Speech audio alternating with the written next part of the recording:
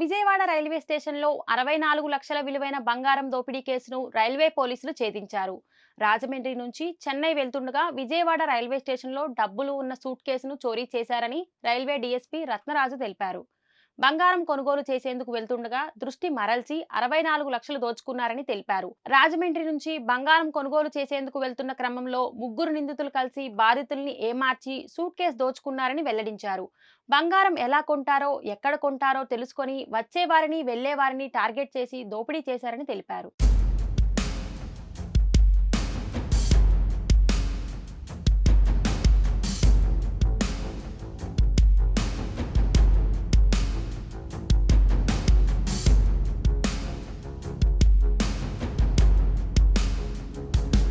ఆ suit case పోగానే మనం విజయవాడ జీఆర్పీ పోలీస్ స్టేషన్లో ఒక 40/2025 అండర్ సెక్షన్ 303 బిఎన్ఎస్ యాక్ట్ కింద మనం కేసు నమోదు చేయడం జరిగింది.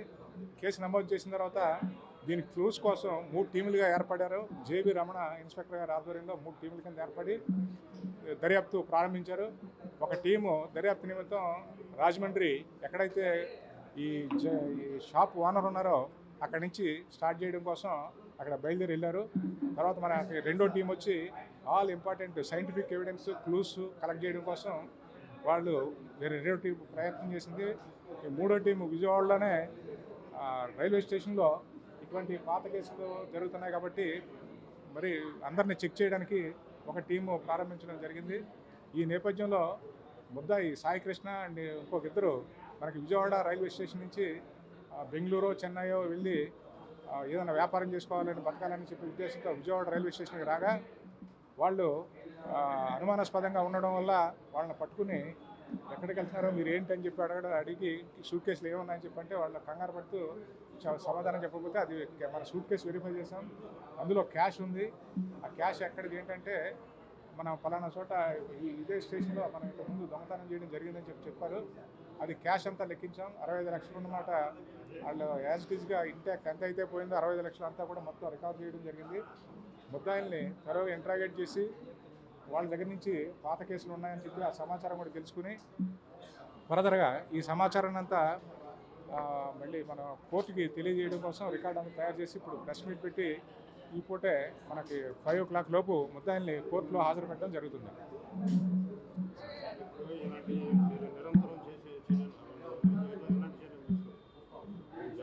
అంటే మనం రెగ్యులర్గా నిరంతరం ఏంటంటే ట్రైన్ బీట్స్ ఉంటాయండి. ఆర్పిఎఫ్ వాళ్ళు కూడా ట్రైన్ బీట్స్ ఆర్గనైజ్ చేస్తారు. మేము కూడా ఇంపార్టెంట్ ట్రైన్స్ మనకి మొత్తం 200 ట్రైన్స్ పాస్ అవుతూ ఉంటాయి. అన్ని ట్రైన్స్లోనూ మనం పంపించలేము. ఓన్లీ ఇంపార్టెంట్ ట్రైన్స్ అంటే రీసెంట్గా ఉన్న ట్రెండ్స్ అన్నీ కూడా మేము స్టడీ చేస్తాం. స్టడీ చేసి ఏ ట్రైన్స్లో ఏమేమి నేరాలు జరుగుతున్నాయి, కొన్ని ఈ పాసింజర్ ట్రైన్స్ వీటిలో అయితే స్నాచింగ్లు జరుగుతూ ఉంటాయి. మళ్ళీ ఇటువంటి ఎక్స్ప్రెస్ ట్రైన్స్లోనూ వీటిల్లోనూ మనకి సూట్ కేసులు దొంగతనం, పెద్ద పెద్ద ఏసీ 2 టైర్లోనూ ఫస్ట్ క్లాసు, ఏసీ 3 టైర్లోనూ కొంచెం పెద్దవాళ్ళు ట్రావెల్ చేస్తారు కాబట్టి వాటిలో ఇంపార్టెంట్ క్రిమినల్స్ కూడా వాళ్ళతో పాటు టికెట్ తీసుకొని ట్రావెల్ చేసినట్టు దొంగతనాలు చేయడం జరుగుతూ ఉంటుంది. ఇట్లాంటి స్టడీ చేసిన తర్వాత ఏ ట్రైన్స్లో ఇటువంటి దొంగతనాలు జరుగుతున్నాయి దాని మీద కాన్సన్ట్రేషన్ పెట్టి వాటి మట్టుకు మనం రెగ్యులర్ బీట్స్ పంపిస్తూ ఉంటాం. అదే కాకుండా రైల్వే స్టేషన్లో కూడా ఎక్కువగా నైట్ బీట్స్ ఉంటాయి. మనకి యూనిఫామ్లను తిరగడమే కాకుండా మఫ్టీలో కూడా క్రైమ్ పార్టీలు తిరుగుతూ ఉంటారు. దాని మీద చాలా వరకు మనకి రైల్వే స్టేషన్లోనే చాలామంది ముద్దాయిని పట్టుకోవడం జరిగింది. అదేవిధంగా కొన్ని నేరాలు మన మూమెంట్ని బట్టి కొన్ని నేరాలు కూడా ప్రివెంట్ అవుతున్నాయి. ఇదే అంటే జనవరి మనకి సంవత్సరం మొదలయ్యే జనవరి నెల. ఈ జనవరిలోనే మంచి డిటెక్షన్ జరిగింది, మంచి క్యాచ్ చేయడం జరిగింది.